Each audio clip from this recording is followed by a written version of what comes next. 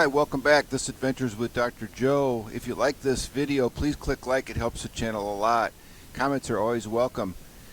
This may be very simplistic to a lot of you guys out there, but there's some people where when they need to change the blade on a chainsaw or the chain itself, it's difficult. So we're going to go through this. I was cutting some wood with this Stihl chainsaw, and I was getting really close to the grapple that was holding the logs up, and the chain just touched it, and the chain broke. And so this chain just fell to the ground dead. So yes, you can buy a link and repair these chains, but they're pretty inexpensive, less than $20 a piece. Matter of fact, I bought 3 Stihl brand chainsaws for about 60 bucks. So we're going to put a brand new one on. The key to adjusting the chain tension and to change the chain itself is the key, or this tool that comes with the chainsaw. This tool is a screwdriver which will adjust the tension, and it's 2 sizes of sockets that will fit here to help take this cover off. Let's do that. So we use this tool to loosen these nuts. I've cracked them loose a little bit, and so they'll come off, and then the chain cover comes off, which will expose the tightening mechanism and the bar itself. This is the gear, this is the centrifugal clutch, this is the gear that drives the chain, and this is the bar that moves back and forth. As the bar moves out, the chain gets tighter. When the bar moves in, the chain loosens. It's not a bad idea when the chain guard's off to clean it up, because typically there's a lot of sawdust that's got some chainsaw oil, and it just gives you a chance to clean things up and make things a little bit nicer. Probably run a little better, possibly a little cooler.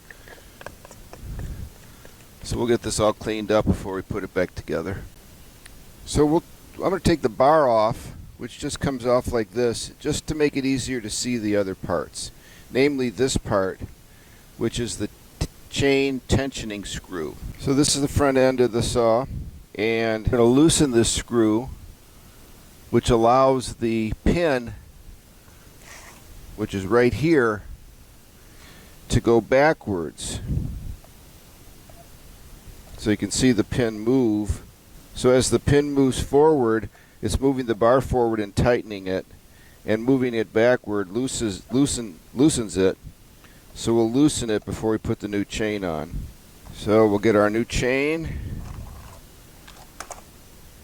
and we need to be sure that the teeth are in the right orientation. They want to be cutting and pulling on the bottom edge of the bar, and the teeth need to be on the outside of the chain. So this is the orientation. You want these teeth on the outside, and on the lower part of the bar you want them so they'll be cutting, they'll be pulling inward. So I'm going to put this on the bar,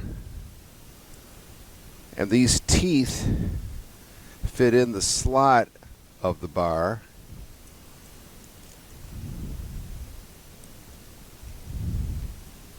Like that, and then we'll mount it on the drive gear. So when we connect the bar, we want to pull the chain all the way back, engage the sprockets, and engage the sprocket like this. So again, the chain's going to be running and pulling this way, which is going to be in the cutting mode. Now we can take the cover, put it back on, put the nuts on, and then adjust the chain tension, because right now it's super loose. See how the chain's just hanging from the bar? That shows you how loose it is. So we're going to start tightening it up with this screw. So now the chain is in contact with the bar, but it's still a little bit loose. You want it so it just has a small amount of deflection. Not zero, but not too much.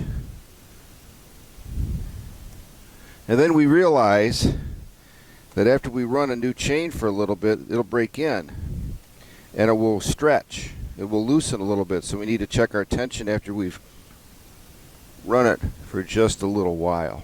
Okay, now we'll tighten these nuts up over the chain guard.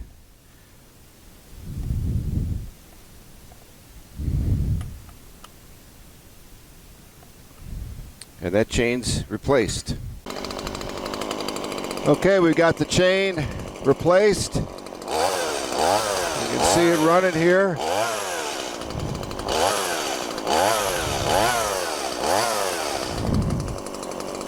We'll stop it.